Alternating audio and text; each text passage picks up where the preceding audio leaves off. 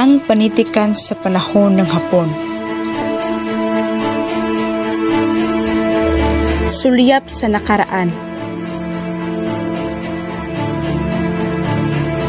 Noong ika-8 ng Disyembre 1941, ang ikalawang digmaang pandaigdig sa Asya nang ipinasabog ng Hapon ang Pearl Harbor sa Hawaii.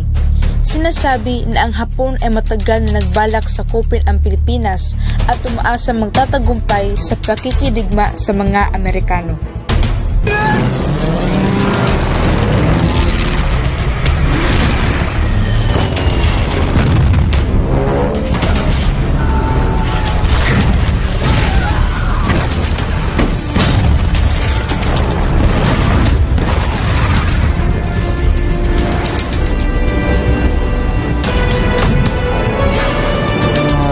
Ikalawang digmaang pandaigdig. Nanalasa ang Japanese Imperial Army sa buong Asya, kabilang ang Pilipinas.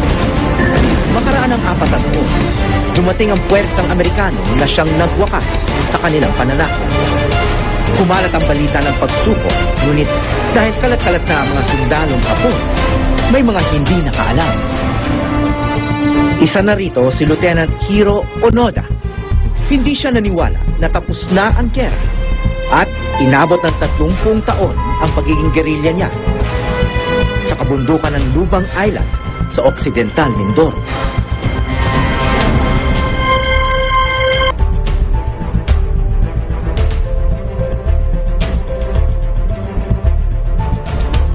Ang buhay sa panahon ng Hapon. Ang lahat ng dinakip ay pinapalo, pinahirapan at pinatay.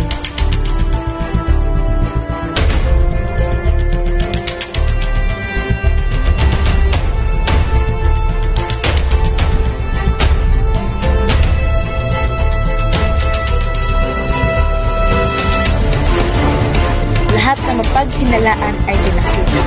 Walang nakaalam kung kailan dinakip. Ang universidad at eskwelahan ay ginagawang kulungan.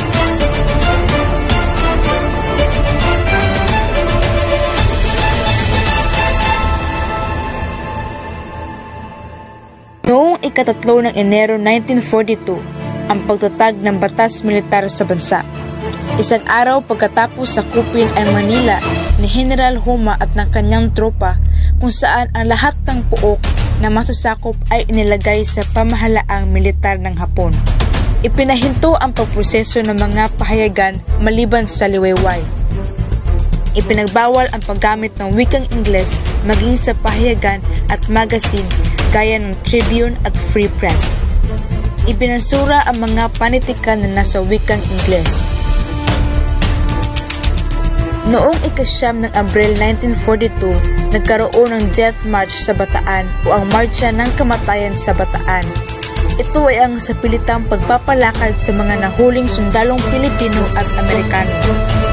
Iilan ay ang nahuling tumakas at ipinagbaril. Kalipas ng panahon, noong ika-14 na Oktubre ng taong 1943, itinatag ang ikalawang Republika ng Pilipinas na itinaguyod ng mga Hapones. Mga pagbabago at epekto nito. Umunlad ang paggamit ng katutubong wika. Itinuturi na gintong panahon ang panitikang Filipino dahil dito naimulat at nagamit ang wikang katutubo sa iba't ibang uri o estilo. Malaya sa pagsulat ng panitikan at pagsanib ng kultura, kaugalian at mga paniniwala. Nang dahil sa digmaan, ang mga tao ay nahihilig sa panonood ng dula na may mga paksang, pagmamahal ng anak sa ina, pagsuyo sa kasintahan, pag-ibig sa tinubuang lupa. Mga anyo ng panitikang kinagigiliwan noong panahon ng Hapon. Tula, maikling kwento, dula, sanaysay, at pangulong tudling.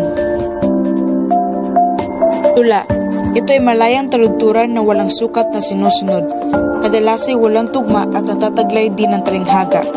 Maikling kwento, nagsasalaysay na madudulang pangyayaring nauukol sa iba't ibang karanasan sa buhay ng tao. Walang balangkas ang kwento at gumagamit ng payak na pangungusap. Dula, Pagtatanghal sa teatro, karaniwang nilalarawan ang buhay Pilipino, buhay lungsod unayon at karaniwang ugali ng mga Pilipino. Pangulong Tudling, ang pangunahing tudling ng kuro-kuro na isang pahayagan. Kumakatawan ito sa sama-samang panindigan ng patugutan ng pahayagan. Sanaysay. Ito ay pinagtangkang paunlarin noong panahon ng Hapon. Karaniwang tema ay pandamdaming makabayan. Walang gaanong nobelang na isulat noong panahon ng Hapon. Ang naging dahilan ay ang kakapusan ng papel. Mga tulang na malasak sa panahon ng Hapon.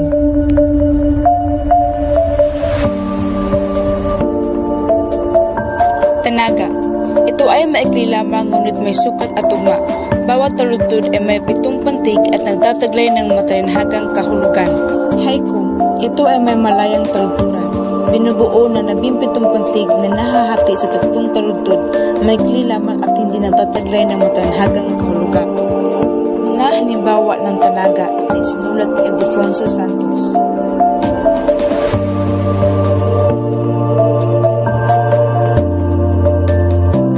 Halimbawa ng haiku ay sinulat ni Gonzalo K. Flores.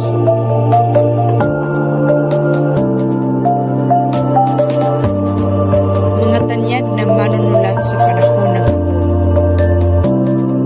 Narciso G. Reyes, isa sa pinakamahusay na manunulat sa panahon ng Hapon.